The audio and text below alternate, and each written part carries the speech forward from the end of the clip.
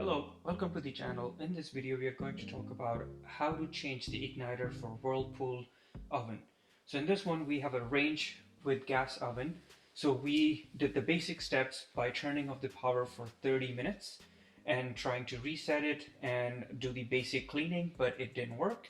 So with the diagnose I found out that the igniter is not working. So we will be taking first step as removing the parts and then installing the new ones would be to pull out the range in the front, and then at the back you will need to turn off the gas and power. So first turn off the gas and then plug off the power. Now push back the unit in the area of the range so you have enough space to work. Step would be open the door, then you have to unlock the hinge.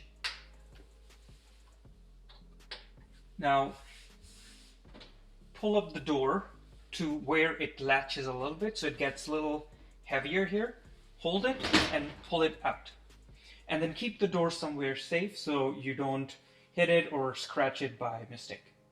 Now remove the trays from the oven so it's all clear to work, and also remove the bottom rack so that by mistake you don't scratch it, and also it makes it easier for you to work.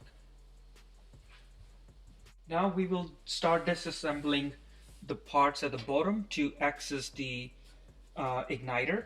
So the first, there are two screws at the back, so I will open that.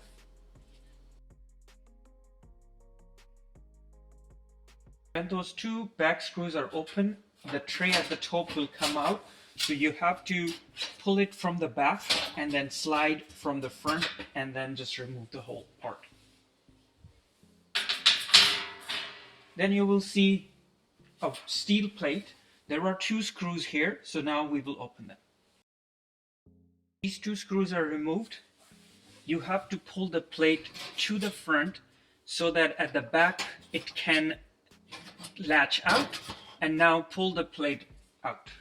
Part would be, this is the burner rod, and at the back here you will see the igniter. So now to remove the burner rod we have to open two screws, one at the front and one at the back, and then this part will come out, and then I'll explain the next step.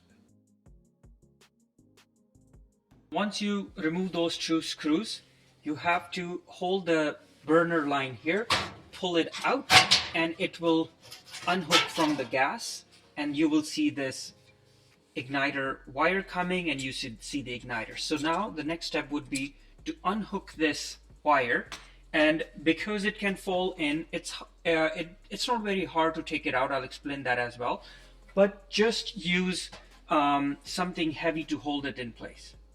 So there are multiple ways to hold this. Either you can use like a plier, just hold it so it stays stable, or you can use like a paper clip and just hold it and put it here on the side so it just stays stable. But just in case if it falls off, let's say it just falls off, what you need to do is at the bottom rack you will see at the back that there is that cable, so whenever you are done working you can just pull it out at the top. When you see the burner rod, you will see the igniter is at the bottom and there are two screws holding it. So now we will unscrew these two screws.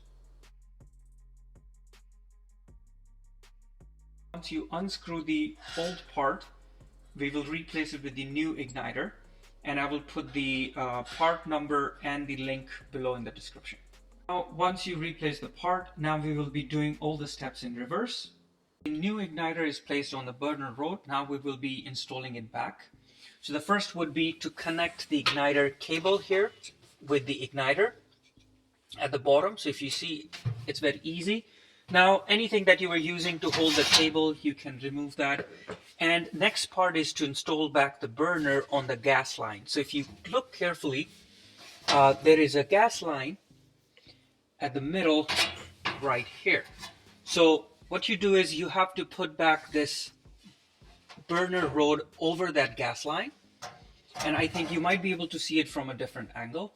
From the bottom tray angle you can see that there is a gas line, and this is the burner rod. So now I'll be placing it carefully. Burner rod is stable and you cannot push it any longer. That means it's perfectly fit. Now we will install two screws again, one at the back and one at the front. Install back. The screws that go at the back is a little slightly bigger than the one that goes in the front, so you can see the difference. Now we'll install it back. The screws for the burner rods are in. Now we'll put the metal burner plate in. So the first would be the front part going into a groove at the bottom. So when you see it, you will find two grooves cut exactly for these trim. So once that's in, then at the back you have to put the back trims and push it in. So once that's pushed in, then you will be inserting screws here, but this trim will stay in the front. So you are actually putting the screws so this trim doesn't move against each other. To install the bottom plate. So when you go in, the front would slide in first,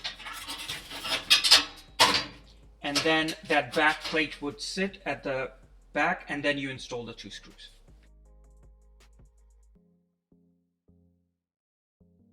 All the parts are installed back. Now we will be installing the door. Installed back the door, you have to first fit the hinges back in.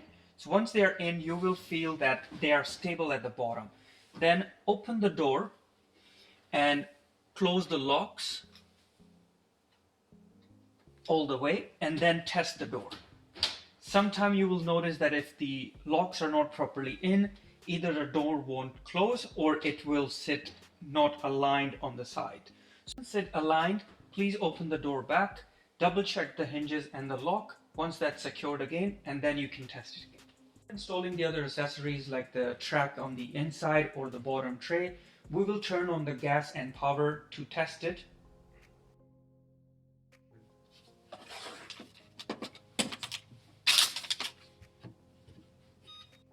Now to test it, we will start it.